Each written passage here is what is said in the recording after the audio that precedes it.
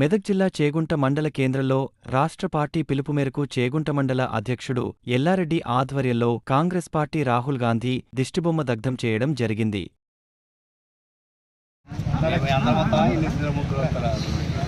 కొంతమంది రాజకీయ నాయకులు భారతదేశంలో తిండి తినుకుంటా అనుచిత వ్యాఖ్యలు చేస్తున్నటువంటి రాహుల్ గాంధీ గారు, మీ యొక్క తాత, మీ నాయనమ్మ ఏ విధంగా ఓట్లు చోరీ చేసిరో ఒకసారి వెనుకకు చరిత్ర తిరిగేసి మళ్ళేసి చూసుకోండి.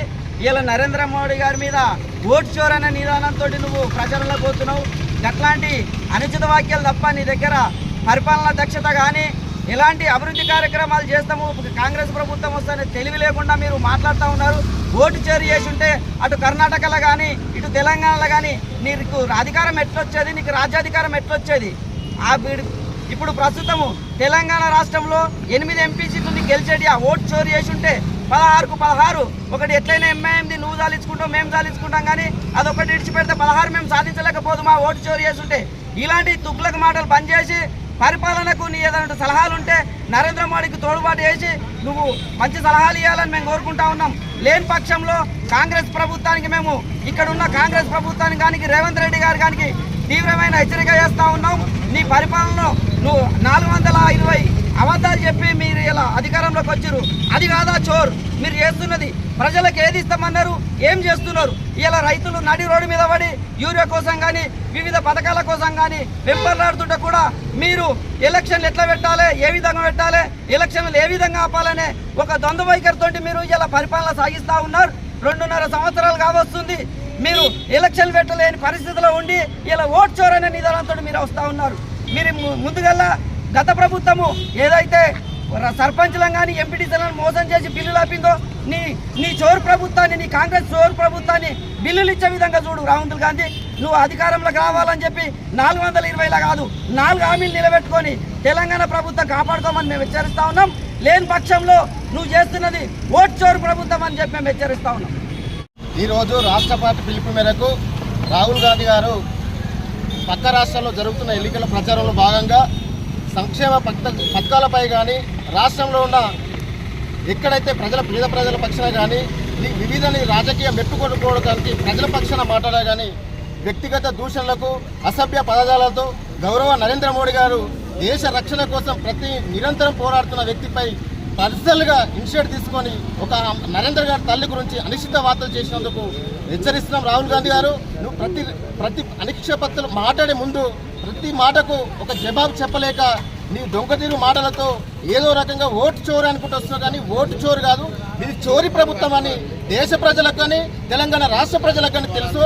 మీరు ఇచ్చిన హామీలను నెరవేర్చుకొని మీరు పూటకొక్క మాట మాట్లాడుతూ ఆ రోజు మాసిఊసి మారడుగా చేసినట్టు ఆ ప్రభుత్వం ఉండే, వీడికి వచ్చిన తర్వాత దున్నపోతు మీద నీళ్ళు పోసినట్టు మీ వైఖరి ఉంది.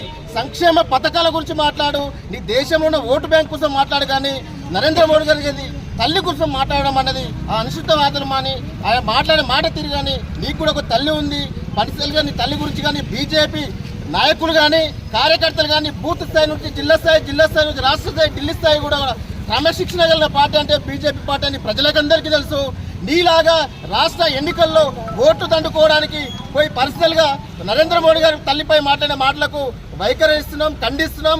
లేని ఇదే పక్షంలో నీ మాటలు మానుకోకపోతే రాబోయే రోజుల్లో మేము మహిళా సోదరుల్ని కలుపుకొని నీ రాజకీయ పార్టీని పొందబెట్టడానికి మేము హెచ్చరిస్తున్నామని ఈ తెలంగాణ రాష్ట్రంలో ఉన్న మంత్రులకు నాయకులకు అందరికీ చెప్తున్నాం.